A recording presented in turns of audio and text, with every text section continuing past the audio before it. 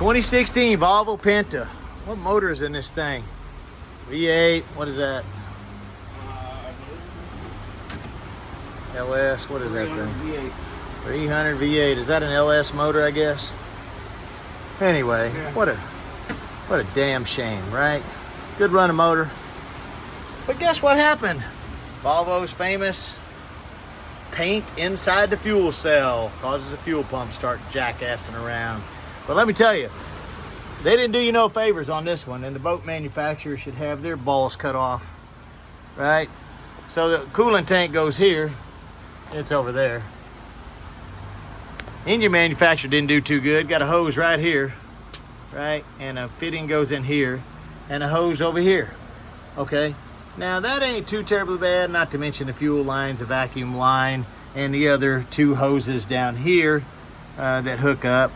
And these two studs at the bottom, and then a couple of bolts here at the top that hold that on, as well as some wire connections. But the boat manufacturer put this panel in, and they put Chicago screws holding it, and then they built the box around the bladder so the bladder wouldn't move around. But you got to disassemble the bladder just enough to get this panel to just lay over. Now you're not going to get this panel out unless you take off this ECM and all these electronics over here and these fuel related items and some electrical related items, just to try to get this panel out. You know, perfectly, I would just cut the damn panel in half and join it back together with something, and that may be exactly what we'll do afterwards. As well, they left no access down there. Left a little bitty hole down there that doesn't allow you to get to anything. So that panel there would be nice to cut it open also and make an access door. And if you had those, well, this job wouldn't have been too terribly bad, except for you'd still have to get way down there and get that hose clamp off so that you can get this hose off from there. Because you cannot cut this clamp because you only have a little bit of time. So we just gently pried and pried and pried, knowing that antifreeze has a lubricant, and lo and behold, the plastic tank let this thing slip off. Now putting that back on, we're going to have to release it down there, which means we're going to have to get over here a little better.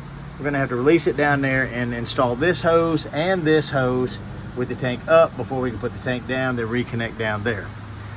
And that was a lot of drama. The engine throttle body has to be removed. Of course, the plastic cover on top of the engine has to be removed. Anyway, that's right at 3 hours with about 2 10-minute breaks. So we'll just say that's 2.5 hours to get this ongoing Volvo Penta disaster out. Now I'm sitting here leaking gas on my knees.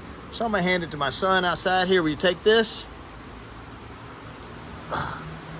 We're gonna take that thing apart in a minute, and we're gonna look for the paint coming out. Only one injury, one little bit of blood. And anyway, Volvo Penta, really? Come on, man.